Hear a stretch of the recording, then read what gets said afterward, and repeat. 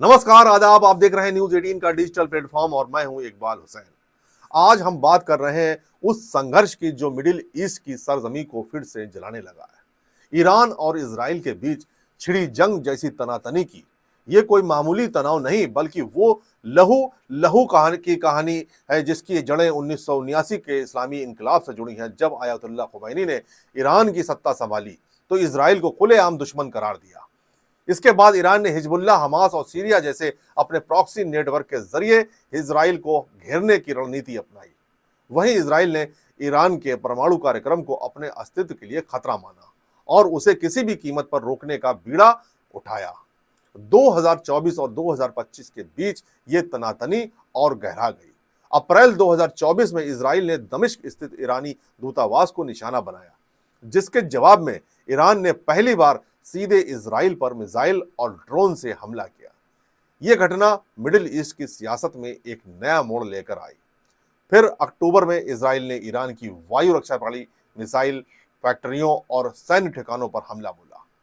ये एक छाया युद्ध की शक्ल ले चुका था, जिसमें गुप्त ऑपरेशन, साइबर अटैक और क्षेत्रीय संघर्ष सबसे ज्यादा देखे जा रहे थे। और अब 2025 की सबसे बड़ी कार्रवाई सामने आई है। शुक्रवार सुबह इजराइल ने 200 फाइटर जेट से ईरान की राजधानी तेहरान पर हमला कर दिया। इजरायली मिसाइलों का निशाना बना ईरान का नतांज परमाणु प्लांट, बैलिस्टिक मिसाइल कारखाने और कई टॉप मिलिट्री कमांड सेंटर्स।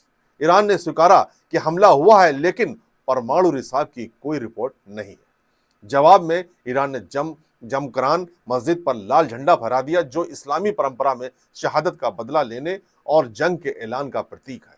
यानी अब ईरान भी पीछे हटने को तैयार नहीं है।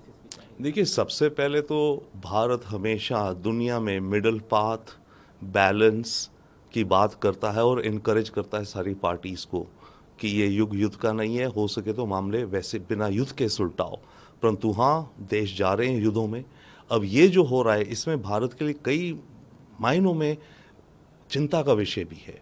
एक तो ऑब्वियसली है कि न्यूक्लियर इनकी फैसिलिटीज़ पे जो अटैक हो रहा है ईरान की, अभी कितना डैमेज हुआ कह नहीं सकते। अगर ये ज़्यादा बढ़ेगा तो फिर पूरे वेस्ट एशिया में ये कॉन्फ्लिक्ट फैल सकता है, क्योंकि ईरान भी कुछ ना कुछ तो बड़ा अटैक करेगा और उसका नुकसान एक ये भी होगा। केवल ये नहीं कि खतरा है न्यूक्लियर एक्सप्लोजन्स का, वो छोड़िए, भूल जाइए सारा। चिंता हमें ये भी है कि जैसे सऊदी अरेबिया हो गए, अरब एमिरेट हो गए, जो कि हमारे साथ अच्छे दोस्त हैं और जिनके साथ हमारे अच्छे रिश्ते और इकोनॉमिक टाइज हैं, वो भी इस जंग में खिंचे जाएंगे। तेल की कीमतों की ऊपर जाएंगी, वो अलग है।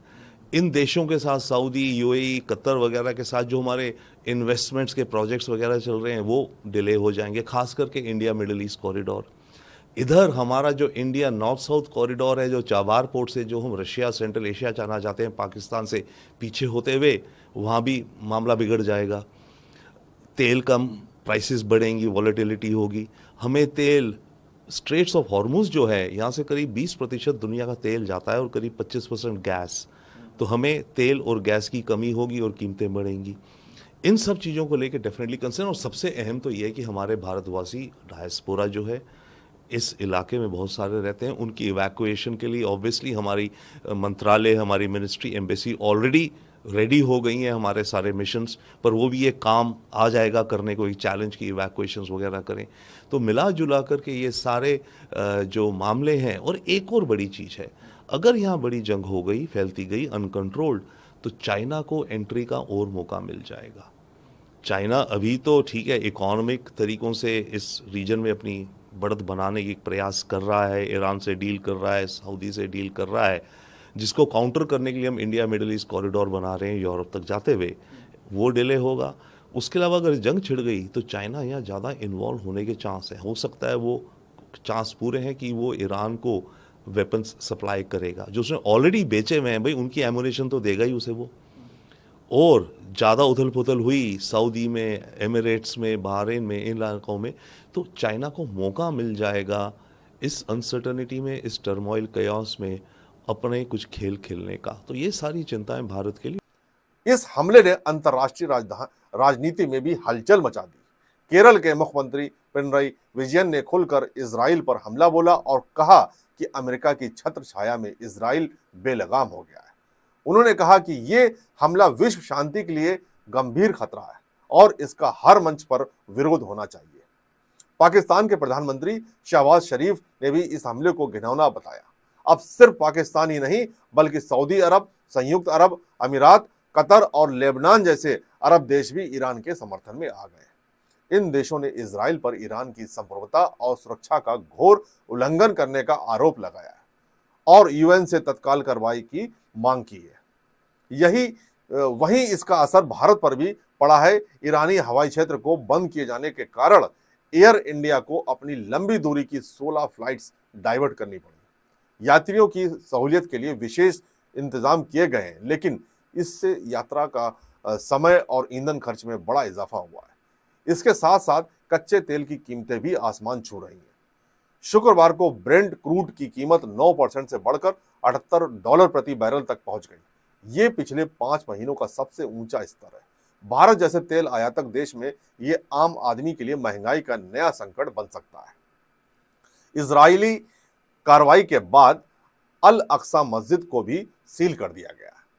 ये वही अल अक्सा है जो यरूशलेम के पुराने शहर में स्थित है और मुसलमानों के लिए तीसरी सबसे मुकद्दस जगह मानी जाती है। इस मस्जिद पर नियंत्रण को लेकर अक्सर तनाव रहता है, लेकिन इस बार इसे ईरान पर हमले के बाद प्रतीकात्मक तौर पर निशाना बनाया गया है और यही धार्मिक भावनाओं को भड़काने वाला पहलू है।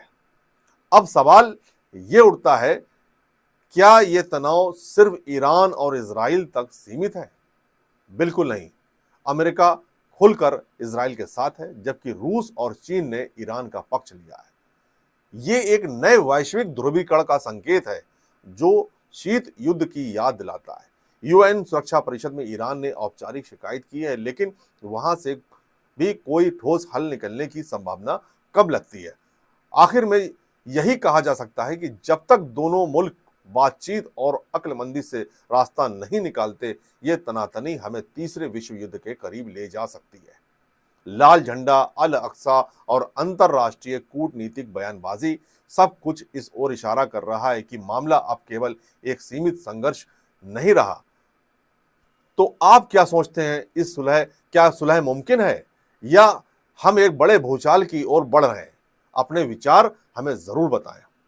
अगर आपको हमारा यह वीडियो समझदारी भरा लगा तो इसे शेयर करें, सब्सक्राइब करें और अमन की दुआ करें, क्योंकि जंग का अंजाम हमेशा तबाही होता है। जय हिंद।